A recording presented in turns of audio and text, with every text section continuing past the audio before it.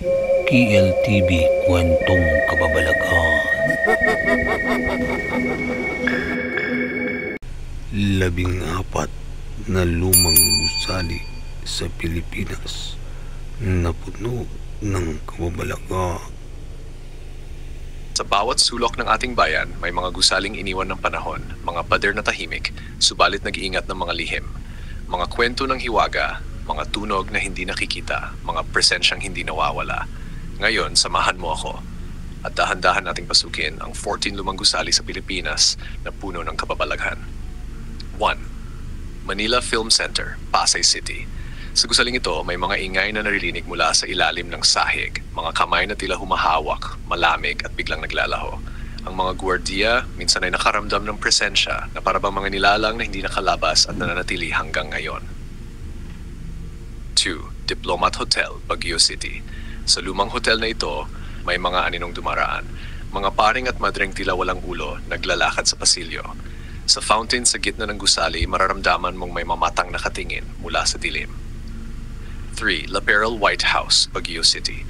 Isang batang babae nakikitang nakasilip sa bintana, isang matandang babae tila nagbabantay sa hagdan, at sa bawat pagpasok ng bisita may malamig na hanging dumadaan sa batok na parang paalala na hindi ka nag-iisa. 4. Balete Drive White House, Quezon City. Sa kahabaan ng Balete Drive, may babaeng nakaputi na sumasakay sa sasakyan ng mga dumaraan. Tahimik lamang siya hanggang sa bigla na lang maglaho bago pa bumaba. Sa mismong bahay, may mga aninong sumisilip sa bintana at mga presensyang mahirap ipaliwanag. 5. Iloilo City Hall, Iloilo. Dating kulungan, ngunit ngayon ay puno ng hiwaga. Sa gabi, maririnig ang mga tinig na umiiyak mula sa ilalim ng gusali. Ang mga ilaw ay biglang namamatay at may mga aninong dumaraan sa pader na nag-iwan ng bigat sa dibdib. 6. Fort Santiago, Intramuros, Manila. Sa makasaysayang pader na ito, may mga yabag ng sundalo, mga tanikalang nagkakalansing at malamig na hangin mula sa selda. Sa dilim ng gabi, may mga aninong nakatayo, tila mga bantay na hindi pa rin umaalis kahit lumipas na ang maraming taon. 7. Clark Air Base Hospital, Pampanga. Isang ospital na iniwan ng panahon, subalit tila patuloy pa rin gumagana. May tunog ng stretcher na tinutulak, mga makina ng ospital na umaandar at isang nurse na nakaputi nakikita sa dulo ng pasilyo, ngunit biglang naglalaho kapag nilalapitan. 8. Metropolitan Theater, Manila. Isang tahanan ng sining na ngayoy tahimik, subalit sa gabi may palakpakan at bulungan ng mga tao, parang may palabas pa rin. Sa entablado may aninong lumalakad, isang aktor na tila hindi pa natatapos ang kanyang papel. 9. Ozone Disco, Quezon City. Dito, maririnig ang musika at mga tinig ng kabataang masaya. Ngunit kapag tumingin ka, wala namang tao. Ang mga dumaraan ay nakakakita ng mga aninong nakatambay na biglang naglalaho na parang alaala ng nakaraan. 10. First United Building, Escolta, Manila. Sa lumang gusaling ito, biglang bumubukas ang elevator kahit walang sumasakay. Ang mga ilaw ay kusang namamatay at sa salamin may mga aninong dumaraan. Ang bawat sulok ay tila may kwentong hindi pa natatapos. 11. Palma Hall, UP Diliman, Quezon City. Sa gabi, may klase pa ring nagaganap. May mga estudyanteng naglalakad, bit-bit ang kanilang aklat, ngunit biglang naglalaho bago makalabas ng pintuan. Minsan, may mga sulat na lumilitaw sa blackboard kahit walang guro at walang estudyante. Malacanang Palace, Manila. Sa loob ng palasyo, may mga bantay na hindi tao. Mga sundalong nakasuot ng uniforme ng Kastila at babaeng nakabarong Tagalog o Saya na nagbabantay sa pasilyo. Sa gabi, may mga pinto na kusang bumubukas at mga yabag na paulit-ulit na maririnig.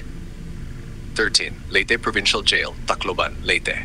Isang kulungan na puno ng bigat. Maririnig ang mga tanikala, mga tinig na tila nagdarasal at sumisigaw. May mga aninong nakaupo sa selda, nakatingin lamang sa pader na parabang naghihintay ng kalayaang hindi dumating. 14. Aduana Building, Intramuros, Manila. Isang gusaling Kastila na tila binabantayan ng mga anino ng nakaraan. Sa gabi, may mga tinig na nag-usap sa wikang Kastila. May mga lalaking nakabarong Kastila na dumaraan sa sirang pader at biglang naglalaho. Pagtatapos, ang mga gusaling ito ay hindi lamang bato, kahoy at bakal.